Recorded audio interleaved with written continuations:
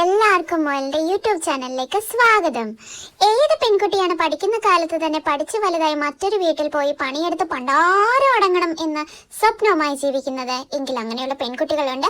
അങ്ങനെയുള്ള ഒരു പെൺകുട്ടിയെ പറ്റിയാണ് നമ്മൾ ഇന്ന് വീഡിയോ ചെയ്യുന്നത്. കേരളത്തിലെ ട്രാഡ് വൈഫ്സിലെ മുൻനിരയിലുള്ള ഒരു ഇൻഫ്ലുവൻസറാണ് കല്യാണി. അതായത് പൊതുവേ ഇവരുടെ videos, cooking videos, cleaning videos, രാവിലെ 4 മണിക്ക് എണീറ്റ് ഹസ്ബൻഡും മോനും ഒക്കെ ഫുഡ് ഉണ്ടാക്കി കൊടുക്കുക, അത് വളരെ ഇഷ്ടത്തോടെ വളരെ സ്നേഹത്തോടെ ഉണ്ടാക്കി കൊടുക്കുക. വേറെ ജോലിക്കൊന്നും പോകാതെ രാവിലെ തന്നെ കുളിച്ച് ഒരുങ്ങി നല്ല ഡ്രസ്സൊക്കെ ഇട്ട് ഇപ്പോൾ കുട്ടി വന്ന് പറയുകയാണ്, അമ്മ എനിക്ക് ഒരു സാധനം വേണം, കഴിക്കാൻ ആഗ്രഹമുണ്ടെന്ന് പറയുമ്പോൾ അത് വളരെ സ്ക്രാച്ചിൽ നിന്ന് തന്നെ ഉണ്ടാക്കി കൊടുക്കുക. അതായത് വളരെ എഫേർട്ടൊക്കെ ഇട്ട് വേറെ ജോലിക്കൊന്നും പോകാതെ ഇതിനായിട്ട് സമയം കളഞ്ഞ് രാവിലെ മുതൽ അടുക്കളയിൽ ഇങ്ങനെ പണിയെടുക്കുന്ന ആൾക്കാരെയാണ് നമ്മൾ ട്രാഡ് വൈഫ് എന്ന് പറയുന്നത്. അതായത് നമ്മുടെ നാട്ടിൽ ഇതിനെ കുടുംബസ്ത്രീ, കുലസ്ത്രീ എന്നൊക്കെ പറയും.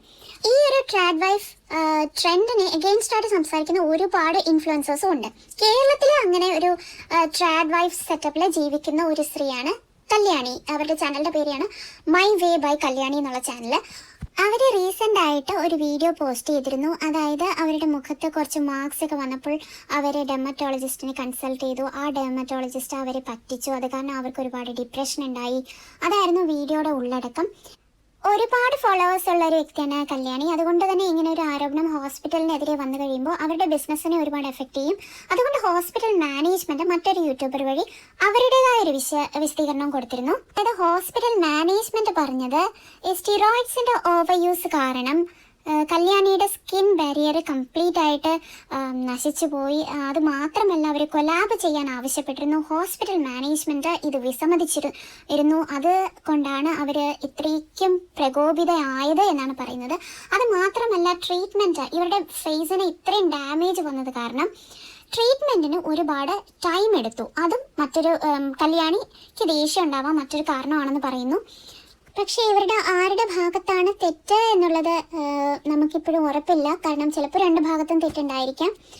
അപ്പോൾ ഇവിടെ അതിലും പ്രസക്തമായൊരു കാര്യം, കല്യാണി പോലെ ഉള്ളവർ ഒരുപാട് ബ്യൂട്ടി പ്രോഡക്ട്സ് പ്രൊമോട്ട് ചെയ്യുന്നുണ്ട്. കല്യാണി എന്ന് പറയുന്നത് 1 മില്യണിലധികം ഫോളോവേഴ്സ് ഉള്ളൊരു ഇൻഫ്ലുവൻസറാണ്. ഈവൻ കല്യാണി മാത്രമല്ല, 100K ഫോളോവേഴ്സ് ഉള്ളവർ, 50K ഫോളോവേഴ്സ് ഉള്ളവർ പോലും അടിക്കടി, അതായത് ആഴ്ചതോറും സൺസ്ക്രീൻ മാറ്റുക, മോയ്സ്ചറൈസർ മാറ്റുക, ഇങ്ങനെ ഒരുപാട് വളരെ ക്വാളിറ്റി ഇല്ലാത്ത പ്രോഡക്ട്സ് പെയ്ഡ് പ്രൊമോഷനായിട്ട് കാണിക്കുന്നുണ്ട്.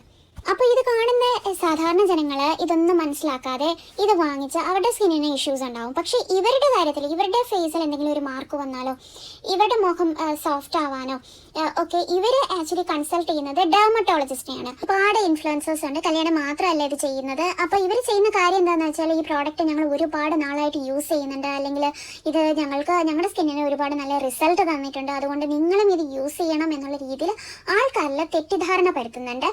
അപ്പം ഒരു ഇൻഫ്ലുവൻസറിൻ്റെ എത്തിക്സിന് എതിരായിട്ടുള്ള ഒരു കാര്യമാണിത്. അതായത് സ്വന്തമായിട്ട് എന്തെങ്കിലും പ്രശ്നമുണ്ടാകുമ്പോൾ നല്ല ക്വാളിഫൈഡ് ആയിട്ടുള്ള ക്വാളിറ്റി ഉള്ള സർവീസ് തേടുകയും ബാക്കിയുള്ളവർക്ക് എന്തെങ്കിലും വരുമ്പോൾ അവർ പൈസ വാങ്ങിച്ചിട്ട് അവരെ പ്രൊമോഷൻ നടത്തുന്ന പ്രോഡക്ട്സ് സജസ്റ്റ് ചെയ്യുകയും ചെയ്യുന്നതെന്ന് പറഞ്ഞാൽ ഇൻഫ്ലുവൻസറിൻ്റെ എത്തിക്സിന് തന്നെ വിരുദ്ധമായിട്ടുള്ള ഒരു കാര്യമാണ്.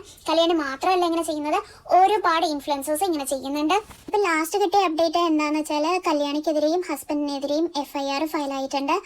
അപ്പോൾ ഹസ്ബൻഡ് ഒരു ഗവൺമെൻറ് ഒഫീഷ്യൽ ആയിരിക്കവേ ഹോസ്പിറ്റലിനുള്ളിൽ കയറി മെറ്റാഗ്ലാസ് യൂസ് ചെയ്ത് വീഡിയോസ്, സ്ത്രീകളുടെ അടക്കം വീഡിയോസ് ഷൂട്ട് ചെയ്തു. ഇത് പ്രൈവസി വയലേറ്റ് ചെയ്യുന്നതിന് തുല്യമാണ്. അപ്പോൾ ഇതിനെതിരെ FIR ഫയലായിട്ടുണ്ട്. അപ്പോൾ ഈ ആരോപണങ്ങളൊക്കെ മാറ്റി കല്യാണി പുതിയ വീഡിയോസുമായിട്ട് വരുമെന്ന് നമുക്ക് പ്രതീക്ഷിക്കാം. അപ്പോൾ മൊയിലിൻ്റെ വീഡിയോസ് ഇഷ്ടപ്പെടുന്നവർ മൊയിലിനെ സപ്പോർട്ട് ചെയ്യുക. ഇഷ്ടപ്പെടാത്തവർ എന്തുകൊണ്ട് ഇഷ്ടപ്പെട്ടില്ല എന്നുള്ളത് കമൻറ്റ് ചെയ്യുക.